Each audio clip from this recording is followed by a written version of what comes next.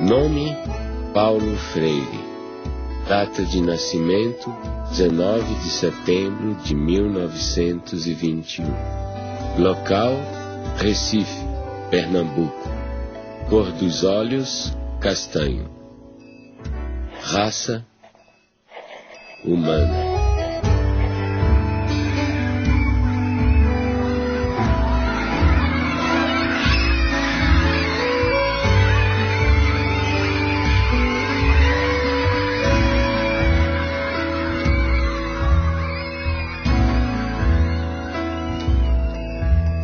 Meu primeiro mundo foi o quintal de casa, com suas mangueiras, cajueiros de fronde, quase ajoelhando-se no chão sombreado.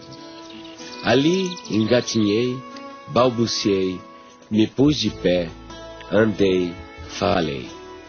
Eu fazedor de coisas, eu pensante, eu falante. Durante muito tempo, muita gente me pensou em mim ou falou em mim como se eu fosse um especialista em métodos e técnicas de alfabetização de adultos. Não é que eu ache que ser um especialista em alfabetização de adultos é uma coisa inferior. De jeito nenhum, eu acho uma coisa de uma importância enorme. Mas só que a minha preocupação desde o começo era um pouco mais gulosa do que essa. Quer dizer, o que eu buscava já naquela época, nos anos 50, era uma crítica à educação brasileira.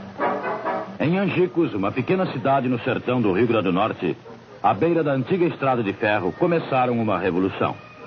Sua primeira fase durou apenas 40 horas. O alvorecer de autêntica reforma de base que está repercutindo em todo o Brasil e que possivelmente logo envolverá o país inteiro.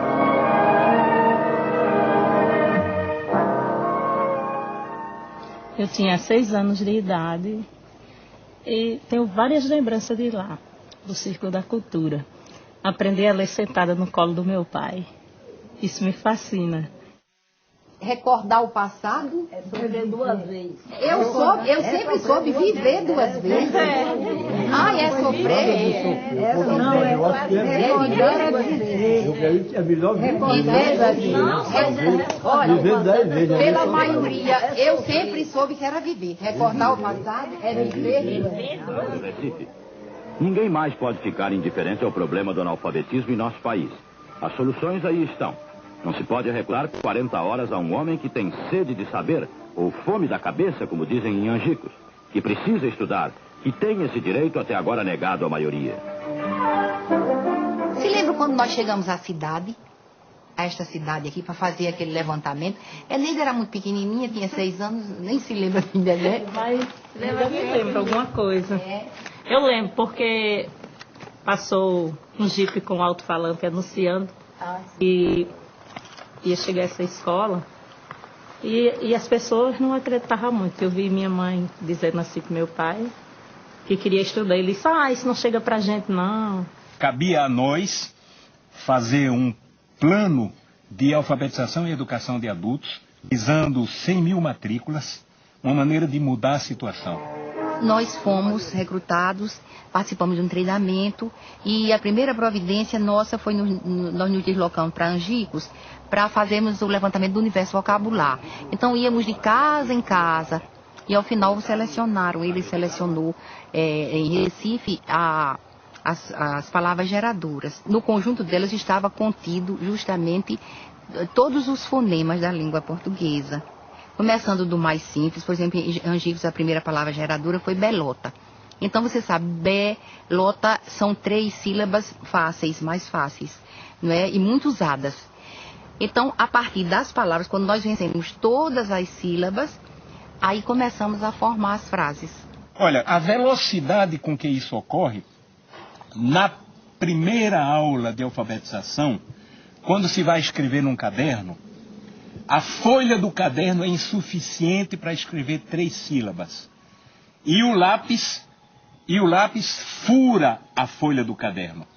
Naquele momento em que eu comecei a aprender com a classe trabalhadora, o que significava ser uma consciência dependente, uma consciência política dependente. Um ciclo da cultura é o nome que nós demos, Paulo Freire deu, para substituir a classe de alfabetização. Porque na classe de alfabetização permanece aquele sentimento de A sobre B, ou seja, de um professor que dita, um professor que diz, que transmite uma educação bancária, entende? E alguém que recebe. Quando nós chegamos em casa às 10, 8 horas da noite, 7 horas da noite, os meninos estão endiabrados porque não comeram bem, estão sujos, não tem água para tomar banho. Os meninos estão com fome, chateados, cansados, aborrecidos e impertinentes, e nós não podemos deixar de dormir, porque no dia seguinte, às 4 horas da manhã, a fábrica apita para acordar o bairro inteiro. E aí dizia ele: agora, como é que o senhor vai querer que com uma situação como essa a gente tenha o diálogo que o senhor quer? E eu morto, quer dizer, o homem fez naquela noite uma análise de classe que eu não tinha sido capaz de fazer. Noite após noite, 1 hora por dia, aula, que é o voto. Quem vende o voto não pode mais reclamar trabalho. Quem vende o voto é a massa. Povo vota com consciência. A política, né, na época, havia muita pressão, né, aos movimentos sociais, e nós estávamos em pleno trabalho de alfabetização em 64, quando houve o golpe. E quem estivesse naquela escola estudando, quando viesse, aí pegava aquele povo todinho e levava, prendia.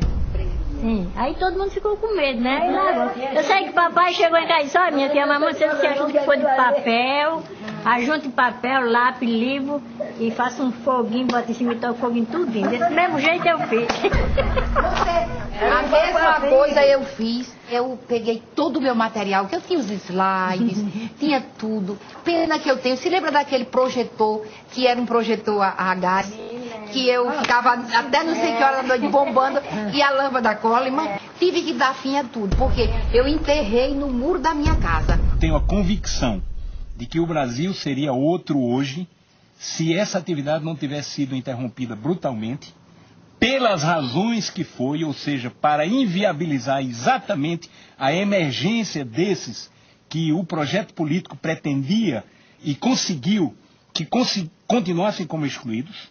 O objetivo foi esse, não foi outro. Não era nada pessoal contra Paulo Freire, contra mim, contra quem participou dessa atividade. E eu sempre me emociono e fico me lembrando, porque aquilo era feito com o coração. Com amor, né? Com amor. Sei votar, aprendi a escrever meu nome. Tive em outras escolas, mas o que mereceu mesmo, que descolou mesmo, que eu me orgulhei em dizer eu não sou mais analfabeto, foi Paulo Freire. Paulo Freire colocou o oprimido na história. Ele deu visibilidade a alguma coisa que estava lá historicamente sendo invisibilizada pela cultura dominante. Então, pondo no palco da história o oprimido, ele estava fazendo um ato revolucionário. A concepção antropológica de Paulo Freire é muito simples. Primeiro, você é um ser curioso. Então, a curiosidade é uma categoria fundamental, principal. Segundo, você é um ser inacabado, incompleto, inconcluso. Portanto, você precisa do outro. Né? E terceiro, né, se você nasceu como um ser de ligação, conectivo com o mundo, e você comparte com o outro, né, compartilha com o outro o mundo, né, esse mundo está em transformação. Portanto, a antropologia de Paulo Freire está baseada na ideia de que o ser humano está em constante evolução e constante transformação. Primeiro, se nós somos um ser curioso, a primeira coisa que vamos fazer é ler o mundo. Então, a leitura do mundo é um princípio fundamental da teoria de conhecimento de Paulo Freire. A segunda é a tematização. Pegar aquelas palavras geradoras, aqueles princípios geradores, aquilo que o povo conhece, no caso do método de alfabetização, né? Aquilo que o alfabetizando conhece, e descobrir o que significa. E a terceira é a problematização. Você vê, a problematização é o momento culminante do método freiriano. Então, por isso que Paulo dizia, não quero saber de ser conhecido apenas como alguém que inventou o método. Porque, exatamente, o seu método está ligado à sua teoria do conhecimento e à sua antropologia. Professoras, professores, alunos e alunas, boa tarde. E nós já estamos em nosso horário de começarmos o nosso turno vespertino. Nós teremos as nossas atividades na sala do Lego, na biblioteca, atividades de agricultura, e com certeza será mais uma tarde de uma construção da nossa aprendizagem. Então, assim, ao iniciarmos a escola, fizemos a proposta aos servidores, aos trabalhadores da educação aqui. Vamos estudar Paulo Freire, vamos compreender a sua proposta de educação, essa perspectiva de humanização, de libertação, de conscientização. Então, assim, a escola não existia e depois veio Paulo Freire. Paulo Freire existia antes em nosso coração, como uma proposta de vida. E, assim, a proposta conosco, depois surgiu um espaço concreto para vivermos a prática dessa teoria. A gente tentando, e era difícil mesmo. Como pegar um aluno que vem da roça, passa 2 meses em casa, 1 mês só aqui, e fazer esse menino, né? Aí o jeito foi o quê? Mergulhar nas leituras e aprender com esses teóricos, né? E a base da gente foi Paulo Freire, pelo fato de ser uma coisa mais próxima da gente.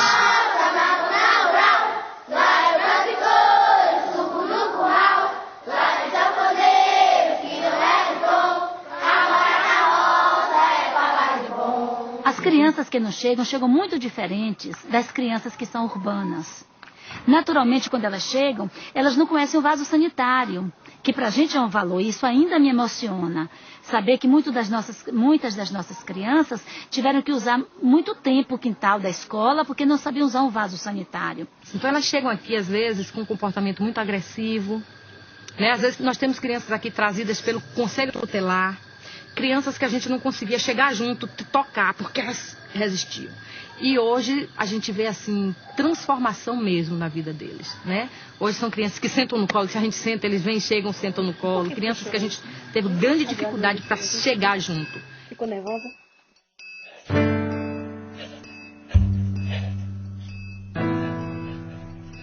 Para mim, o exílio foi profundamente pedagógico. Quando exilado, tomei distância do Brasil, comecei a compreendê-lo melhor. O exílio, rapaz, o exílio me deu muito. Só que o preço do dado é equiparado, tá vendo? A quantidade que tu ganha é a quantidade que tu tem que pagar. O preço é alto, o preço é e foi alto. Olha, eu só não te diria que eu me sentia destroçado, porque afinal de contas é muito difícil que eu me destroce, entende? Mas eu sofri profundamente. Então havia dimensões da nossa cultura que me fustigavam, como por exemplo o gosto da comida. Nós, claro, tínhamos muita saudade do clima, da gente, da língua, né? Mas a estrutura familiar na questão da comida, por exemplo, do universo, né? Da cultura, nós tínhamos tudo. Todo dia minha mãe arrumou feijão não sei aonde, e galinha de cabidela, que ela ia, achava no mercado Las Vegas, trazia e fazia a jeva da galinha. Era uma comida que se você entrasse... Era uma casa pernambucana, era uma casa brasileira. E não há como sacrificar a sua identidade cultural. Eu nunca me senti melhor do que ninguém porque sou brasileiro, mas nunca me senti pior do que ninguém porque sou brasileiro.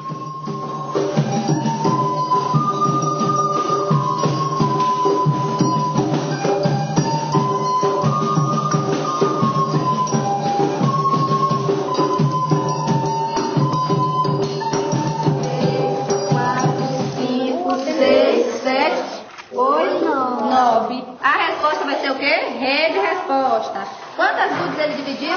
9. sobrou 9 gudes para cada colega. 9 gudes.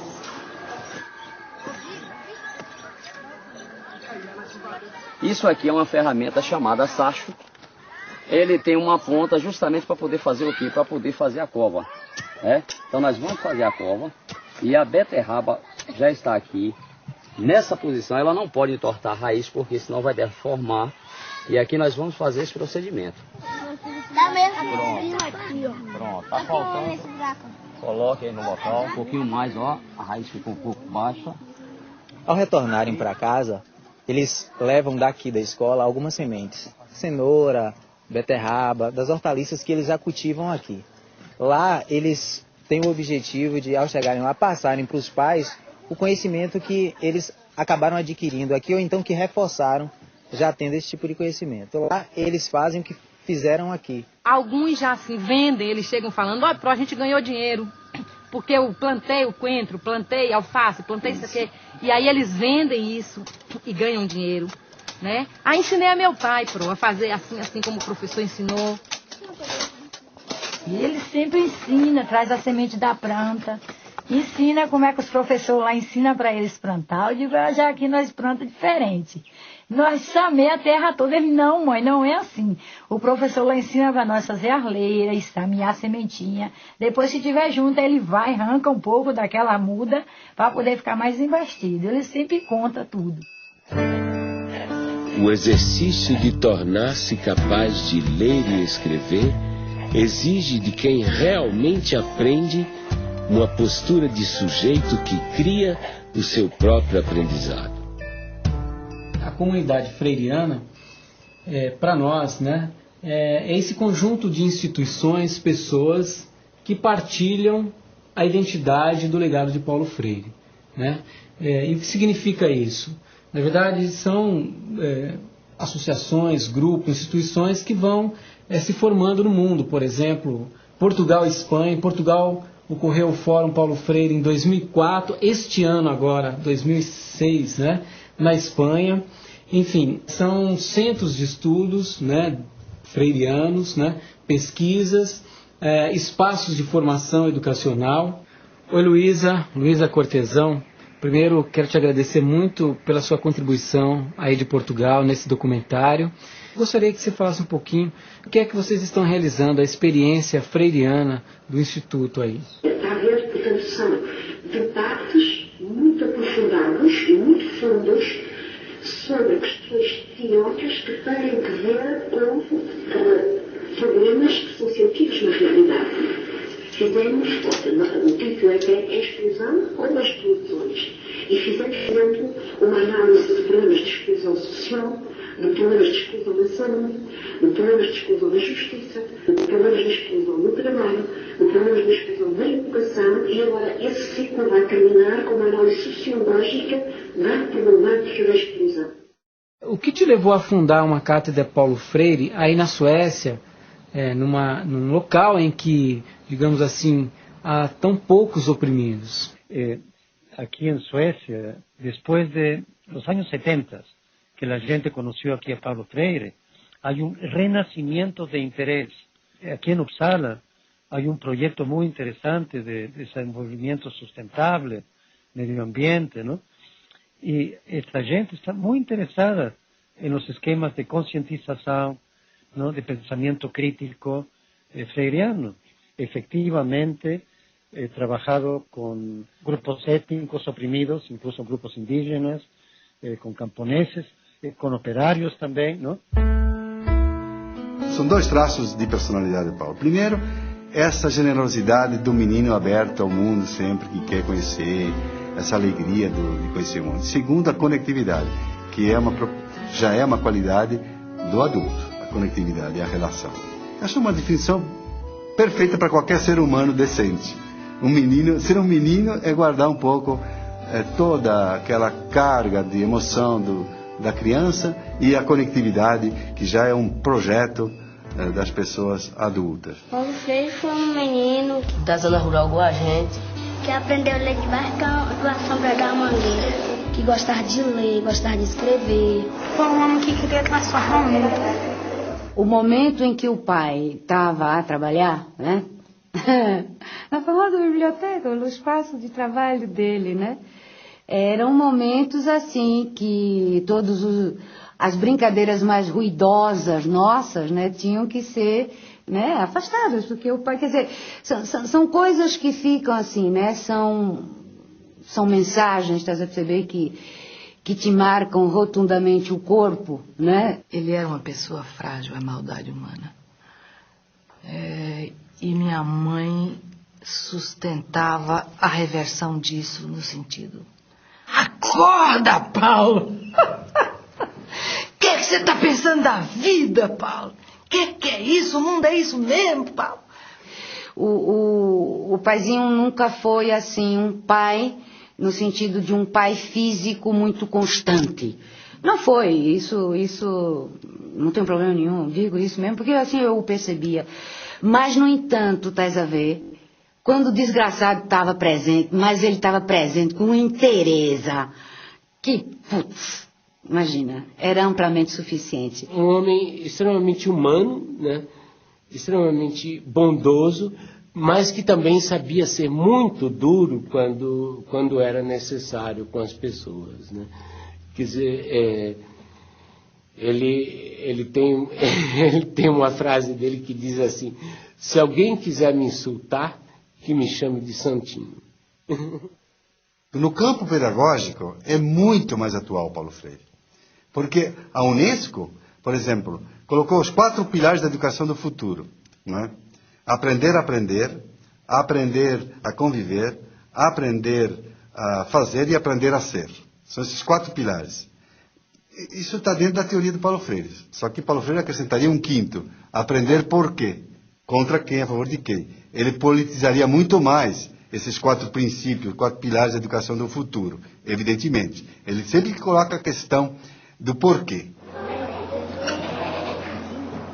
Vocês sabem o seguinte, que o computador ele é feito de partes. Nosso trabalho aqui parte da realidade desses educandos que vêm da zona rural, né? A gente procura estar trabalhando com tudo que é próprio do cotidiano deles, mas a gente não permanece, né, nessa realidade. A gente começa a trabalhar justamente inserindo a internet, a informática, né, nessa vivência dele aqui, para que ele transforme essa vida. E abrindo possibilidades novas para eles, né? São 600 crianças divididas em 3 grupos. 3 grupos de 200. Enquanto nós temos conosco 200 crianças imersas numa educação formal, nós temos 400 crianças em suas casas, sendo visitadas pela equipe itinerante. Então, lá na roça, a equipe itinerante corrige atividades, dá orientações, trabalha com a questão da agricultura, que já é trabalhada aqui, mas fortalecida em casa, porque as crianças ensinam também aos seus familiares, e a equipe itinerante faz uma avaliação desse trabalho, assim, que a escola orienta para o aluno executar em sua casa. 2 mais 5. 7. 4 mais 1. 5.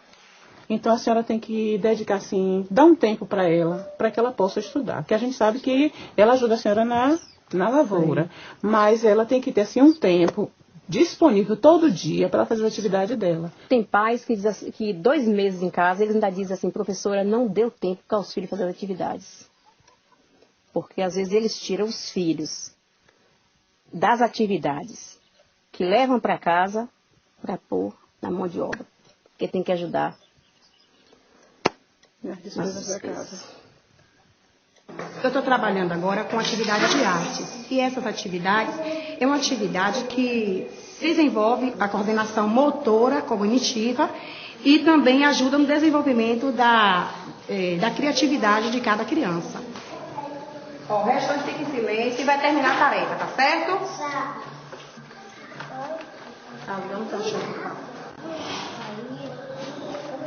Nadson, pode vir, Nadson.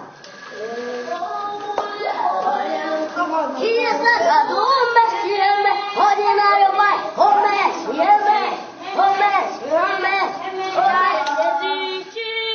E tomar o banho bem o quê? Passar o sabonete no corpo, atrás, no banho, tira a calcinha e tipo os meninos tiram a cueca. Lave a parte íntima de vocês bem lavada. Fica lá sujinho, Aí vai criando sujeirinha, sujeira, sujeira, e daí cria dó.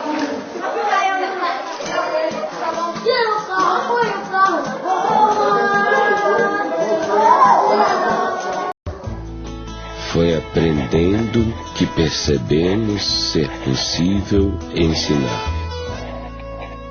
O que nós vamos fazer hoje é uma coisa que alguns alunos nossos já têm experiência da disciplina Política e Problemática da Assistência, que a gente vai promover um círculo de cultura. Tá? Nesse círculo de cultura nós vamos tratar hoje da doença infantil como uma patologia social e uma patologia orgânica. Tá? Vocês receberam um texto, esse texto vocês já leram. A gente trabalha com uma pedagogia problematizadora, trazendo os casos, que a gente chama de casos da saúde, né? Transformando esses casos em situações existenciais. Né? Então começa já a interface com o método, a pedagogia freiriana. E aí a gente chega para ela e diz, o que está acontecendo? Uma pergunta assim geral. E aí ela desaba. Ela tinha passado a noite na rua, porque ela tinha sido agredida em casa, e ela não tinha como voltar para casa, passou a noite na rua. E aquela criança, na realidade, aquele sintoma que ela estava apresentando, que era uma dificuldade, né, respiratória, e que se de repente o profissional não tem um olhar atento, ele vai funcionar a ver, fazer a medicação, e ela vai voltar para casa ou para a rua, que no caso era. Então essa doença, às vezes, quando chega, né, a gente tem que olhar muito mais do que aquela dificuldade da respiração, né? A gente tem esse convívio, esse contato maior, a gente tem uma maior autonomia, né, frente aos pacientes, então a gente tem essa troca mesmo. E lá a gente vê os casos de reciprocidade de mão dupla e a de uma via só. Quando você chega a um paciente e talvez nem dá um bom dia, já chega fazendo os procedimentos que tem que se fazer, é uma outra forma de reciprocidade, entendeu? E quando você chega falando, bom dia, como você tá, tudo bem? E aí, acho que você perde um minuto a mais, e às vezes nem é perda, é ganho, porque você vai ter o melhor atendimento mesmo para esse paciente. Ensinar não é transferir conhecimento, mas criar as possibilidades para a sua produção ou a sua construção. Quem ensina, aprende ao ensinar, e quem aprende, ensina ao aprender.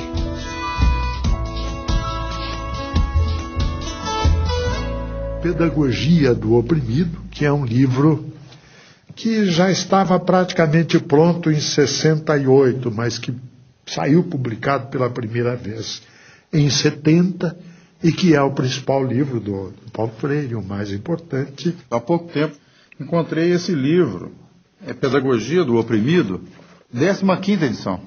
E aí, quando abri o livro, me surpreendi com uma série de anotações do próprio Paulo Freire, do punho dele. Ou seja, é bom até avisar os leitores que a edição autorizada para ser lida mesmo é da 16ª em diante da Pedagogia do Oprimido, porque ele corrigiu o livro todo. Mas o que é mais interessante, isso contesta, é uma das provas do rigor do Paulo Freire com relação ao pensamento. Eu considero a obra de Paulo Freire, e ele também a considerava, eu ouvi depoimentos dele nesse sentido, não como uma obra do terceiro mundo. Ele disse, eu não quero escrever uma pedagogia exclusiva para o terceiro mundo. Né? Eu acho que colocar Paulo Freire no terceiro mundo e sectarizá-lo no terceiro mundo significa não querer ver a opressão na sua totalidade que vem do primeiro mundo.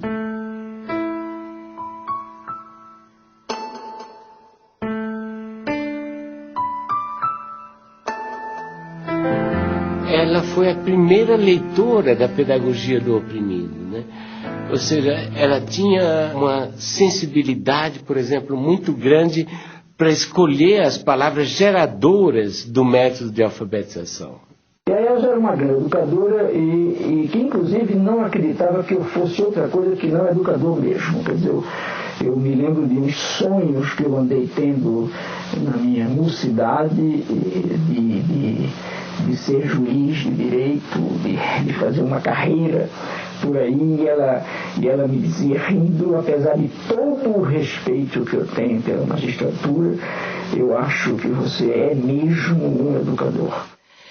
Porque era um diabo de um amor, rapaz, tão soberanamente amor, mas amor no sentido de desprendimento, amor no sentido de consciência do outro. Olha só que coisa, né?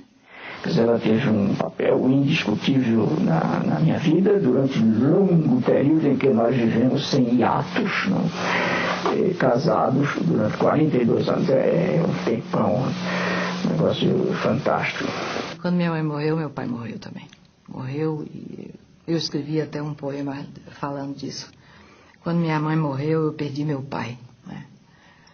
Fiquei órfã de pai e mãe e vou por aí.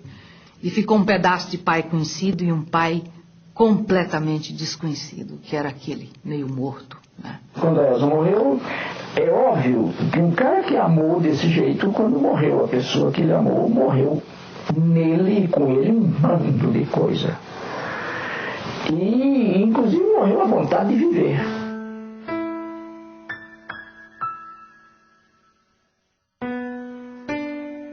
Eu encontrei um Paulo maduro, um homem seguro, um homem cortês, extremamente amoroso, criativo e que se oferecia a mim na plenitude das suas qualidades. Nós temos que educar para sermos seres mais. E o ser mais em Paulo é isso, é ser mais humanos, ter mais qualidade enquanto gente.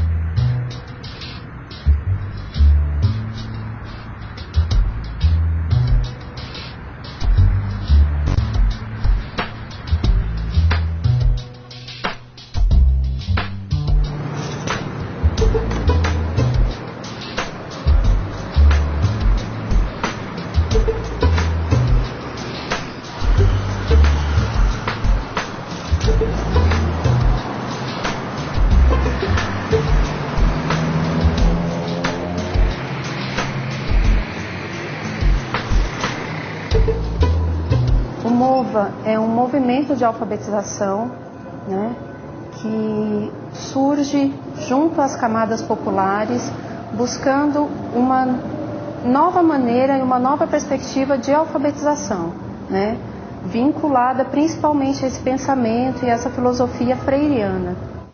Logo que o Partido dos Trabalhadores ganhou a eleição em São Paulo, através da prefeita Luísa Erundina, e antes mesmo dela convidá-lo para secretário, eu e o Paulo começamos a conversar sobre o desafio que estava colocado de criar um grande movimento de alfabetização de jovens e adultos na cidade de São Paulo, né? E logo a primeira ideia fundante era justamente essa ideia de que teria que ser um movimento. E por isso se chamou MOVA. Eu acho que uma das tarefas da educadora progressista hoje, com relação aos movimentos populares, é exatamente aprendendo com eles, com os movimentos populares, ensinar também. Quer dizer, não há por que temer, que tem o dever e a tarefa e o direito de ensinar também aos movimentos. De jeito nenhum eu jamais me entregaria aos movimentos como eterno discípulo deles. Mas de jeito nenhum, porque é mentira e é falso. Também não sou o eterno professor dos movimentos, mas eu sou o educador. É uma maneira diferente de aprender, entendeu? É uma maneira que eu não aprendi assim na escola, entendeu? Eu fiz até a 8ª série e muita coisa daqui não foi ensinado na escola. Aqui dentro do estado de São Paulo, trabalhando com esse público de catadores de materiais recicláveis e através da alfabetização, da leitura, da escrita, da matemática, das ciências, está ajudando as pessoas a se envolver um pouco mais nesse contexto e entender um pouco mais esse trabalho que elas fazem. E está instrumentalizando principalmente para que eles possam ser aceitos e inseridos dentro da sociedade que a gente vive. Eu não sabia como lidar com o preconceito das pessoas, entendeu? E aqui nas aulas eu estou aprendendo como lidar com isso, entendeu? O pessoal fala, nossa, mas você cata lixo? Não, eu não caço lixo, eu reciclo, entendeu? Lixo é o que você faz em sua casa.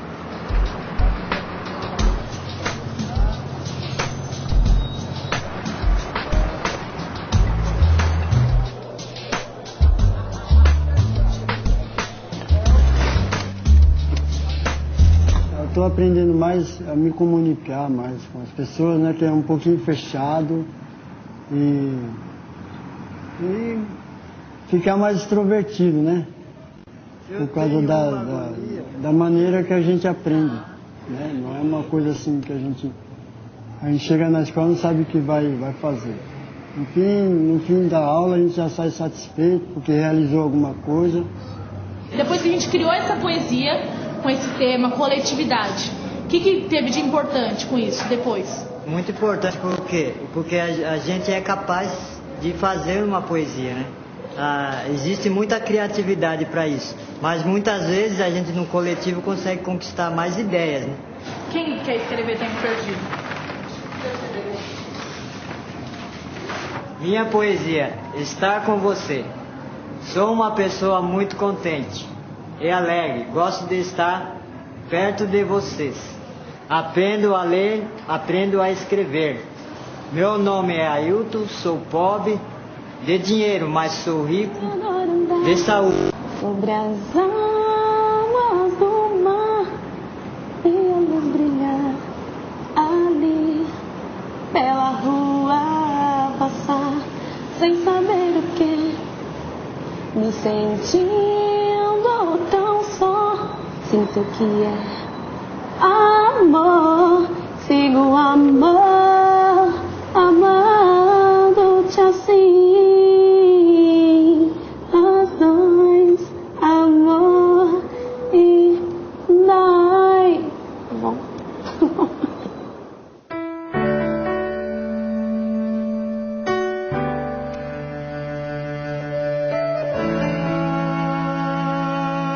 Eu acho que a gestão Paulo Freire à frente da secretaria marcou, né, para sempre a possibilidade, né, do desenvolvimento de uma educação pública, popular e democrática.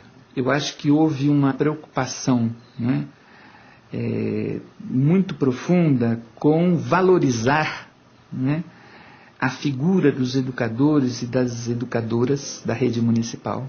E aqui é preciso fazer um parênteses para dizer que eram considerados educadores e educadoras não só os professores, mas todas as pessoas que constituíam, né, o espaço da escola, a merendeira, o zelador, os funcionários, né? Eu sou um intelectual que não tem medo de ser amoroso. Eu amo as gentes e amo o mundo. E é porque amo as pessoas e amo o mundo que eu brigo para que a justiça social se implante antes da caridade.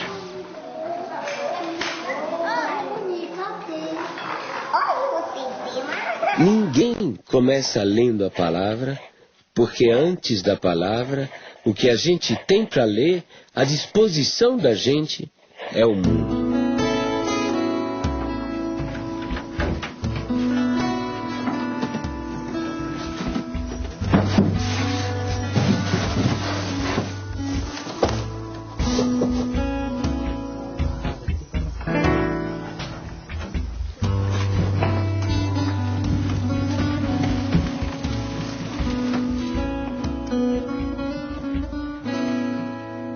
Se não tivesse esse curso aí, né, nós não aprendíamos mais a ler, não aprendia nada, ia ficar pro resto da vida sem saber ler nada.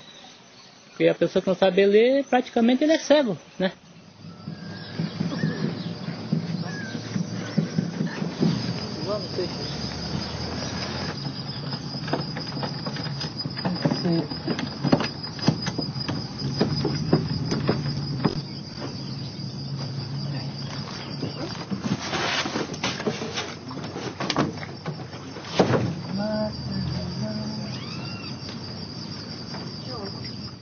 Você já sabendo ler, sabendo escrever, a gente fica mais seguro, né? Tem mais jeito para chegar, conversar, né? Nós gostaríamos de saber se esse projeto que nós estamos trabalhando com vocês, se desenvolveu alguma coisa boa. Por isso que eu escolhi uma palavra para comentar com você, para comentar nessa aula, né? Então, essa palavra é cidadania. Chega em casa, olha, que a professora me deu isso, tem lição para me fazer.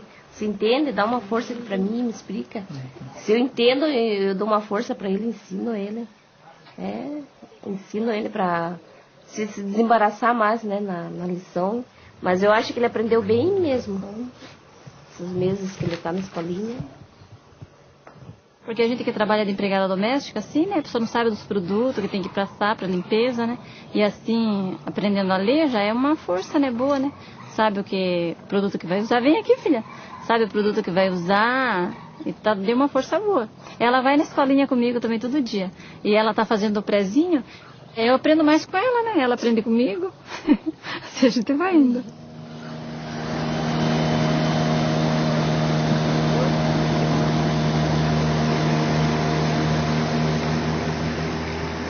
Quando eu comecei a dar aula para eles, eu pensei que eu não fosse conseguir, né? Pensei que eu não fosse conseguir devido às dificuldades deles, porque eles chegaram para mim cruz, né? Não sabiam nada.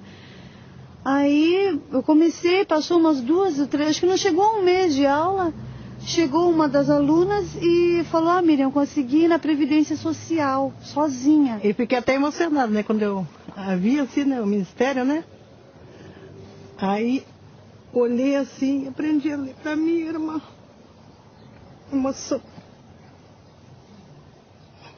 Porque na época eu era jovem, eu não tinha oportunidade para estudar, né? Eu só trabalhava. Então, eu dei graças a Deus, né? Por essa oportunidade, né? Que a gente teve agora de estudar, porque tudo tem seu tempo, certo, né? A alfabetização é uma experiência criadora. E significa que o alfabetizando tem que criar, tem que montar, para usar uma expressão mais técnica, o seu sistema de sinais gráficos. Quer dizer, ele tem que ser, no fundo, o arquiteto desta produção ou desta criação, obviamente ajudado, ou ele ou ela, ajudado pela educadora ou pelo educador. Para mim, deu muito serventia, né? Porque eu tinha problema de falta de letra. Para me escrever, eu comia muitas R, trocava assim, sabe? Agora não. Já estou bem melhor, graças a Deus. Quando eu vou fazer no banco, poder pagar dinheiro, qualquer coisa que eu vou fazer no banco assim, eu já não vou com aquele medo que eu tinha, sabe? Então eu já vou ciente do que eu estou fazendo, né? Nosso Vale do Ribeira aqui, o Iguape, que se fala não é necessário para nós aqui, dessas coisas ou demais, alguma coisa que você não falar? Em primeiro lugar, estudo, né? E segundo, para mim, é emprego. E vindo a indústria, fábricas, essas coisas, aí gera emprego, né?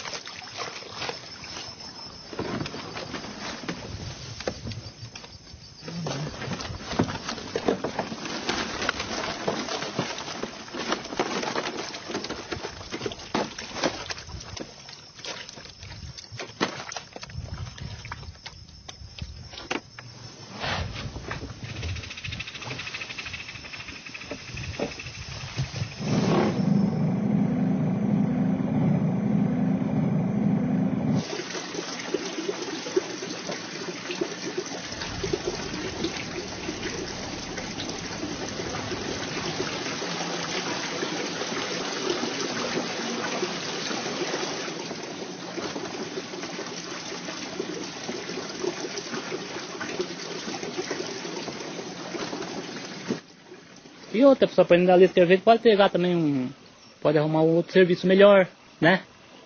Tem tudo isso, então eu estou estudando e graças a Deus estou aprendendo. Vamos ver se chegou lá, né?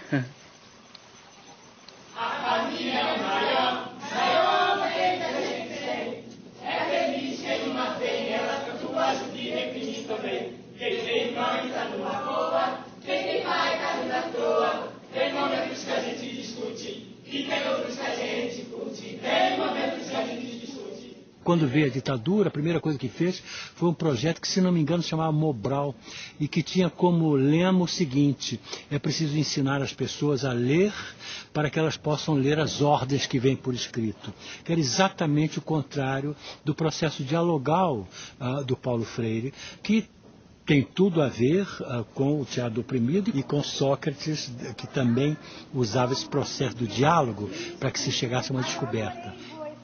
Agora, para que você atinja o conhecimento, não basta ter a informação. É necessário juntar a informação que você recebe com aquelas que você já tinha e daí poder concluir com uma decisão ética, com uma ação ética, né? São esses os momentos do conhecimento real.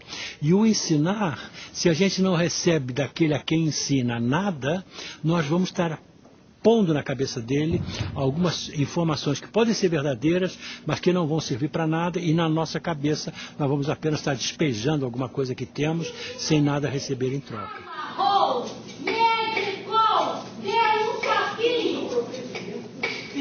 Eu não tenho dúvida nenhuma de que eu não posso ser entendido fora de uma compreensão da ética em mim e da política em mim. Eu acho que nenhum educador, nenhum pensador da educação está afastado disso. Quer dizer, a educação, enquanto formação humana, é um esforço indiscutivelmente ético e estético. Quer dizer, não há como separar também a decência da boniteza. Entende? Quer dizer, a educação, enquanto busca de boniteza, necessariamente procura a decência também, a decência do ser.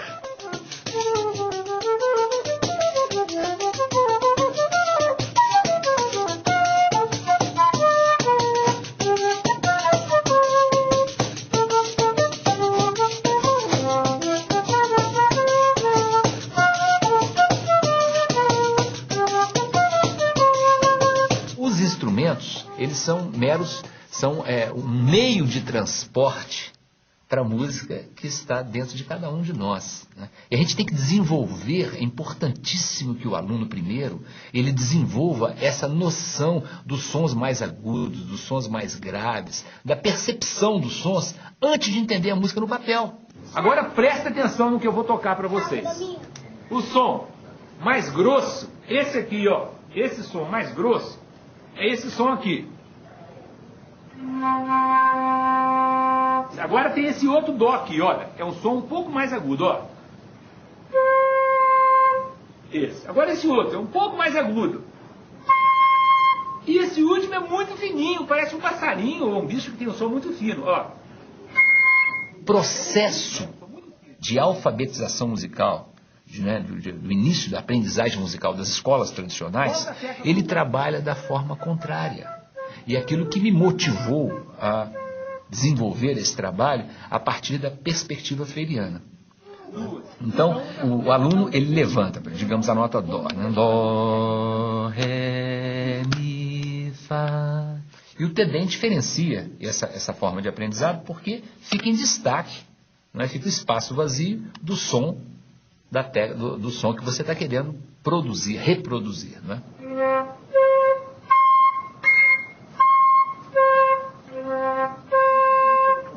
Qual foi? Isso, muito bem, os dois acertaram. A ecopedagogia é um capítulo da pedagogia do oprimido. Por quê? Se a gente considera a Terra como um ser vivo e em evolução, hoje essa Terra é um grande oprimido.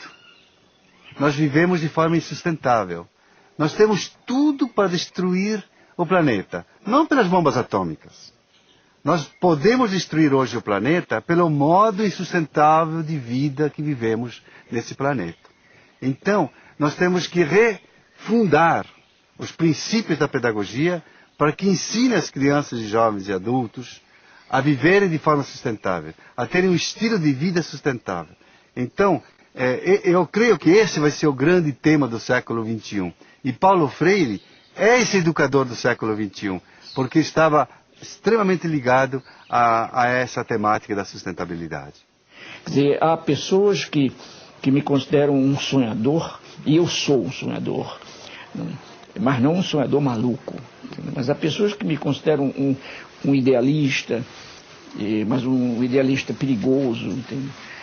E para mim não. Para mim a esperança faz parte disso que a gente vem chamando natureza humana. Eu gostaria de ser lembrado como um sujeito que amou profundamente o mundo e as pessoas, os bichos, as árvores, as águas, a vida.